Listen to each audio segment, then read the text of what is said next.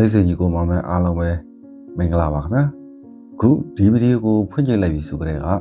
တင့်ရင်ထဲမှာတစ်ခုခုတော့ဖြစ်နေပြီဆိုတော့ကျွန်တော်သိပါတယ်ပတ်ဝန်းကျင်ကိုကြည့်လိုက်ရင်အားလုံးကကိုယ့်တက်ရှေ့ရောက်နေသလိုပဲတကယ်ချင်းတွေကယာရုတက်ကုန်ပြီအချို့ကအိမ်တော်ကြအချို့ကအောင်မြင်မှုတွေနဲ့ဒါပေမဲ့ကိုကတော့ခန်းထဲမှာတယောက်တည်းငါဘာလုပ်နေတာလဲငါဘဝကဘယ်ကိုဥတည်နေတာလဲဆိုတဲ့မေးခွန်းတွေနဲ့လမ်းပြောက်နေတတ်ကြပါတယ်။ညဘက်တွေဆိုရင်လည်းအိမ်မပြောဘူး။ဖုံးဖို့ရင်းနဲ့သူများတွေအောင်မြင်မှုကိုကြည့်ပြီး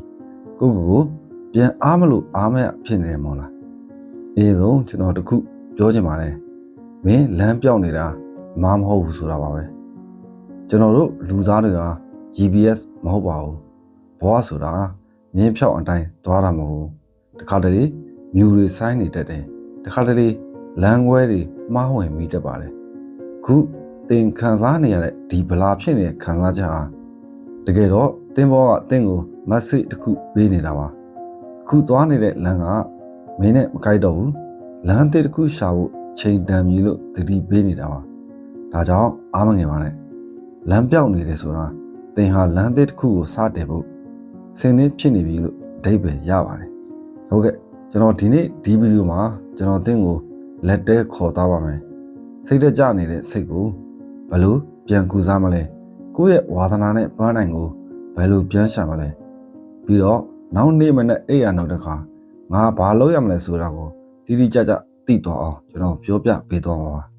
ကဲပထမဆုံးအဆင့်အနေနဲ့ကျွန်တော်တို့ဘာကြောင့်လမ်းပြောက်တာလဲဆိုတာကိုအရင်ဆုံးရှာကြည့်ရအောင်ပါဘိုင်းတေဘာကြောင့်လမ်းပြောက်ရသလဲဟုတ်ကဲ့လမ်းပြောက်ရတဲ့အကြောင်းရင်း၃မျိုးရှိပါတယ်အကြောင်းရင်းတစ်အတန်တွေရံများနေခြင်းပထမဆုံးအကြောင်းရင်းကတော့ကျွန်တော်တို့ရဲ့ပတ်ဝန်းကျင်မှာအတန်တွေအရံများနေတာပါမိဘကဖြစ်စေခြင်းတဲ့အတန်ပတ်ဝန်းကျင်ကတတ်မှတ်ထားတဲ့အောင်မြင်မှုစံနှုန်းတွေပြီးတော့ social media ပေါ်ကသူများတွေရဲ့ drama မှုတွေပါအဲ့ဒီအတန်တွေကြားမှာသင်ဟာကိုယ့်ရဲ့အတွင်းစိတ်အတန် inner voice ကိုမကြားရတော့တာပါသူများတွေသွားနေတဲ့လမ်းကြောင်းတော့ကိုလိုက်နေရင်းနဲ့တဝက်ရောက်တော့မှဒါငါတကယ်လိုချင်တာမဟုတ်ပါလားဆိုတာသိလိုက်ရတဲ့အခါအဲ့ဒီမှာလမ်းပြောက်တာစတာပါပဲအကြောင်းရင်းနဲ့အခုချက်ချင်းရချင်စိတ်ဒီဒုတိယချက်ကတော့ကျွန်တော်တို့ကဖြက်လန်းကိုအရန်လိုချင်နေကြတာပါသက်20ကျော်ရင်အောင်မြင်ရမယ်သက်30ဆိုရင်ခြေကျရမယ်ဆိုတဲ့အချိန်စရာတွေကကျွန်တော်တို့ကိုဖိအားပေးနေပါတယ်တကယ်တော့ဘဝဆိုတာပင်ဆိုင်တာနဲ့တူပါတယ်မြစ်တွေခိုင်အောင်အချိန်ပေးရတယ်ဒါပေမဲ့ကျွန်တော်တို့ကအမြင့်မခိုင်ခင်မှာအသီးကိုပဲလိုချင်နေကြတော့ပင်ကမကြီးထွားတဲ့ခါငါးဘွားကတော့ပြီးပါပြီဆိုပြီးလမ်းပြောက်သွားတတ်ကြပါတယ်အကြောင်းရင်းသုံးရွေးချယ်စရာများလုံးချင်းတခါလေကြားတော့လေလမ်းမရှိလို့မဟုတ်ပဲလမ်းတွေများလို့လမ်းပြောက်တာမျိုးလဲရှိပါတယ်အခုခေတ်မှာ online ကနေဘာမဆိုလုပ်လို့ရတယ်ဆိုတော့ graphic design လည်းလုပ်ချင်တယ်ကူတင်းလည်းစမ်းချင်တယ်digital marketing လည်းကောင်းမလားအားလုံးကိုလိုက်ကြည့်ရင်လည်းဘယ်တစ်ခုကိုမှအဆုံးထိမလုပ်ဖြစ်တော့ပဲဆက်ဝိုင်းထဲမှာပတ်ချလဲနေတတ်ပါတယ်နံပါတ်၄ကတော့လက်တွေ့လေ့ကျင့်ခန်းပါမတရားကိုရင်ဆိုင်ခြင်းကဲအခုဒီဗီဒီယိုလေးကိုခဏပတ်စလုပ်ပြီးဒါမှမဟုတ်စဉ်းစားကြည့်ပြီးကိုဒီမေးခွန်း၃ခုကိုရိုးရိုးသားသားဖြေကြည့်ပါငါခုလုပ်နေတဲ့အလုပ်သို့မဟုတ်လမ်းကြောင်းကငါတွက်လားသူများတွက်လားငါကိုတကယ်ပဲပျော်ရွှင်စေတဲ့အရာကဘာလဲပတ်စံနဲ့ဂုဏ်သိက္ခာကိုဖယ်ထားပြီးစဉ်းစားကြည့်ပါငါဘာကိုကြောက်နေတာလဲရှုံးနေမှာမလားဒါမှမဟုတ်အသစ်ဆရမှာမလားဒီဖြေတွေကိုစာအုပ်တုပ်ထဲမှာချရေးကြည့်လိုက်ပါအမှန်တရားကိုလက်ခံလိုက်တာဟာလမ်းမှန်ကိုပြန်ရှာဖို့အတွက်ပထမဆုံးလေကားတက်ပါပဲခုသင်ရဲ့ပြဿနာကိုသင်သိသွားပြီဆိုရင်ထိသက်တာရသွားမှာပါလမ်းပြောင်းနေတာဟာအတိအကျမဟုတ်ပဲရှုပ်ထွေးနေတာသာဖြစ်ပါတယ်နောက်ထပ်ပိုင်းမှာတော့ဒီရှုပ်ထွေးနေတဲ့အမိုက်တွေကိုဘယ်လိုရှင်းထုတ်မလဲဆိုတော့ mindset reset အကြောင်းကိုဆက်သွားကြအောင်ပါအပိုင်းနဲ့စိတ်သက်ပိုင်းဆိုင်ရာပြန်လည်ပြင်ဆင်ခြင်းစိတ်သက်ပိုင်းဆိုင်ရာပြန်လည်ပြင်ဆင်ဖို့ဆိုရင်၃မျိုးလိုအပ်ပါတယ်နံပါတ်1နှိုင်းယှဉ်ခြင်းဆိုတဲ့ထောင်ချောက်ကျွန်တော်တို့လမ်းပြောရတဲ့အဓိကကြောင်းရင်းတစ်ခုဟာသူများရဲ့အကောင်းဆုံးပိုင်းနဲ့ကိုယ့်ရဲ့အဆိုးဆုံးပိုင်းကို နိုင်ရှင်နေပြီလို့ပါဆိုရှယ်မီဒီယာပေါ်မှာတင်မြင်နေရတဲ့တကယ်ချင်းရဲ့အောင်မြင်မှုဆိုတာသူပြချင်တဲ့ highlight လေးတွေပဲရှိပါသေးတယ်သူရဲ့နောက်ကပြင်ပန်းမှုတွေကြာရှုံးမှုတွေကိုသင်မမြင်ရသေးပါဘူးဒါကြောင့်သူတို့ကတော့ဘယ်ရောက်ကုန်ပြီငါကတော့ဒီမှာပဲဆိုတဲ့အတွေးကိုခုချက်ချင်းရက်လိုက်ပါလူတိုင်းမှာကိုယ်စီအချိန်စရာအုံတိုင်းတိုင်းရှိပါတယ်နေမင်းကြီးကမနက်မှာထွန်းလင်းသလိုလာမင်းကြီးကညမှာပဲထွက်ပါတယ်တယောက်နဲ့တယောက်ပြိုင်နေစရာမလိုပါဘူးနံပါတ်1ကတော့မတည်သေးတာကိုလက်ခံခြင်းဘဝမှာအရာအလုံးကိုကြိုသိနေဖို့လိုပါဘူးရှေ့ကမိုင်းတရားကွာကိုမြင်နေရမှလမ်းလျှောက်မယ်ဆိုရင်သင်ဘယ်တော့မှလမ်းလျှောက်ဖြစ်မှာမဟုတ်ပါဘူးလက်နဲ့တံမီလေးတက်နဲ့အရှိ9ပေကိုမြင်ရရင်ပဲလမ်းလျှောက်ဖို့လုံလောက်ပါပြီ9ပေလျှောက်လိုက်တိုင်းနောက်ထပ်9ပေကိုမြင်လာရမှာပါခုလမ်းပြောင်းနေတယ်ဆိုတာသင်ဟာနောက်ထပ်9ပေကိုလှမ်းဖို့ပြင်ဆင်နေတာပါအားလုံးကိုချက်ချင်းသိကျင်တဲ့စိတ်ကိုလွှတ်ချလိုက်ပါမယ်ဆိုရင်မသိသေးတာဟာအပြစ်မဟုတ်ပါဘူးနံပါတ်3တင်းငယ်တဲ့အောင်မြင်မှုတွေရဲ့အစွမ်းကြီးကျယ်တဲ့အောင်မြင်မှုတွေကိုပဲစောင့်နေရင်သင်စိတ်သက်ကြနေအောင်ပါပဲခုချိန်မှာသင်လိုအပ်တာကစက်ကွန်ပျူတာကိုယုံကြည်မှုပြန်ရဖို့ပါဒါကြောင့်ဒီနေ့ကစပြီးတင်းငယ်တဲ့အောင်မြင်မှုလေးတွေကိုအာရုံစိုက်ကြည့်ပါအဲ့ရနိုးရင်အဲ့ရကိုတည်တည်ချာချာတင်းလိုက်ပါရေများများတောက်ပါ9မိနစ်လောက်လမ်းလျှောက်ပါငါဒီနေ့ဒါလေးကိုပြီးအောင်လုပ်နိုင်ခဲ့တယ်ဆိုတဲ့အသည့်ကသေအုံနောက်ကိုအားစီကျွေးနေတာနဲ့တူပါတယ်ဒီလိုတင်းငယ်တဲ့အောင်မြင်မှုတွေစုမိလာတဲ့အခါကြီးမားတဲ့လမ်းကြောင်းကိုရှောက်ဖို့အားအင်တွေပြည့်လာပါလိမ့်မယ်ကဲ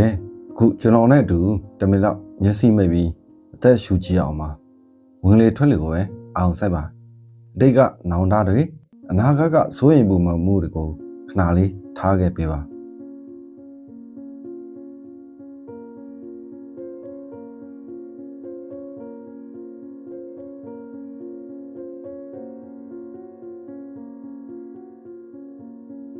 အခုစိတ်တွေက VR တွေ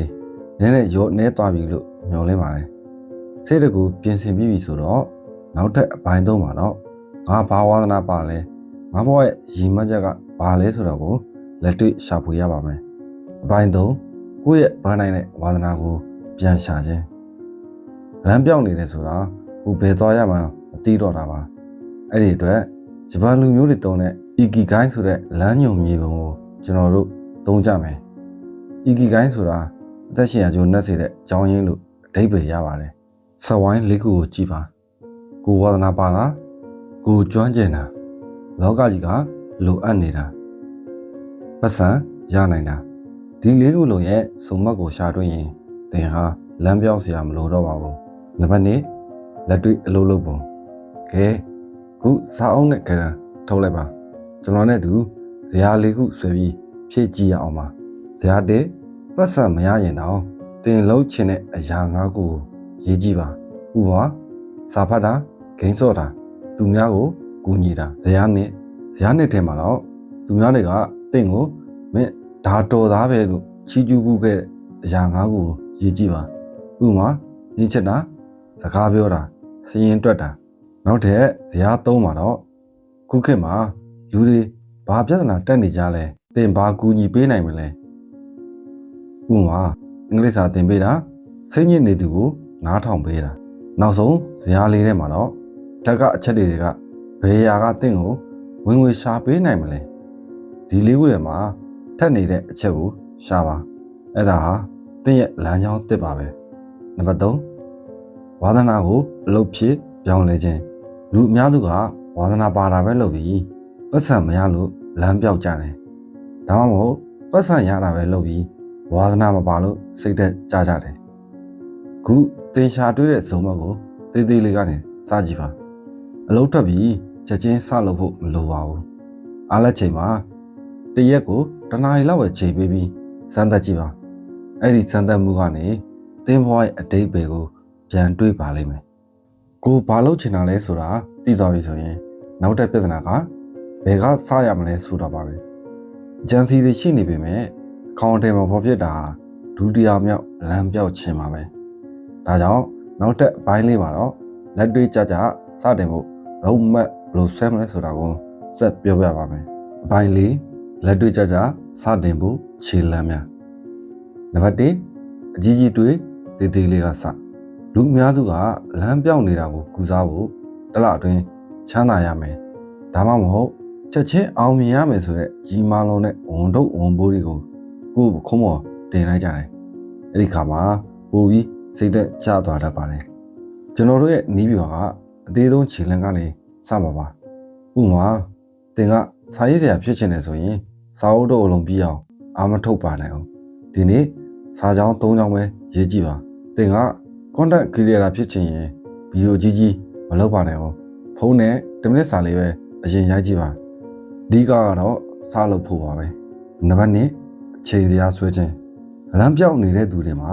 ချိန်တွေအများကြီးရှိနေတတ်ပေမဲ့အကျိုးရှိအောင်အသုံးတတ်ကြအောင်ဒါကြောင့်20 80လူကိုသုံးပါသင်ရဲ့အချိန်20ရာခိုင်နှုန်းကိုအသစ်တင်ယူဖို့သုံးပါကျန်တဲ့80ရာခိုင်နှုန်းကိုတော့လက်တွေ့လှုပ်ဆောင်ဖို့သုံးပါစာအုပ်တွေကြီးပဲဖတ်နေရင်လည်းလမ်းပြောင်းနေအောင်ပါပဲလက်တွေ့လှုပ်ကြည့်မှသာလမ်းကပွင့်လာမှာပါ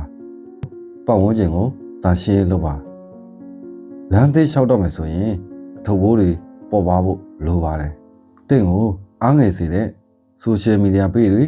လူတွေကို unfollow လုပ်ပါတင့်ကိုအမြဲပြစ်တင်နေတဲ့တငယ်ချင်းတွေနဲ့ခဏခွာနေပါတင်းရဲ့အလုပ်စပွဲတင်းရဲ့အခန်းကိုအရင်ဆုံးရှင်းလင်းလိုက်ပါပတ်ဝန်းကျင်ရှင်းလင်းသွားတာနဲ့တင်းအုံနောက်ကပူပြီးကြည်လင်းလာပါလိမ့်မယ်အခုဆိုရင်ကျွန်တော်တို့အကြောင်းရင်းကိုလည်းသိပြီစိတ်တက်ကိုလည်းကြည်ပြီးလမ်းကြောင်းကိုလည်းရှာပြီးပြီခြေလမ်းတွေကိုလည်းစနေပြီဒီနောက်ဆုံးပိုင်းမှာတော့ဒီလမ်းကြောင်းပေါ်မှာရည်ရှိတည်တတ်အောင်ဘယ်လိုဆက်တာမလဲဆိုတော့ညီကုန်းချုပ်အားပေးစကားနဲ့ဆုံးသက်ကြရအောင်ပါဒီဗီဒီယိုကိုဆုံးထိကြည့်ပြီးတော့ကျေးဇူးတင်ပါတယ်ခုချိန်မှာတင့်ရင်တွေကဘူလုံးတွေနေတဲ့တော့ကြာသွားပြီလို့ကျွန်တော်ယုံကြည်ပါတယ်သတိရပါမိတ်ဆွေလမ်းပြောက်တာဟာရှုံးနေတာမဟုတ်ပါဘူးခိတ္တနားနေတာသာဖြစ်ပါတယ်လူတိုင်းမှာကိုယ်တည်အချင်းရှိပါတယ်သင်ဟာလောကကြီးတဲ့ရေးပါတဲ့သူတယောက်ပါဒီနေ့ကစားပြီးတစ်ပြန်စားပါကျွန်တော်တင့်ဘေးမှာရှိနေပါမယ်လမ်းပြောင်းနေတယ်ဆိုတာလမ်းတစ်ခုကိုရှာတွေးဖို့နီးစပ်နေပြီဆိုတဲ့ဒိဗေပါပဲအားလုံးပဲစိတ်ချမ်းသာကိုချမ်းသာနဲ့လမ်းတစ်ကိုရှောက်လန်းနိုင်ကြပါစေဗျာ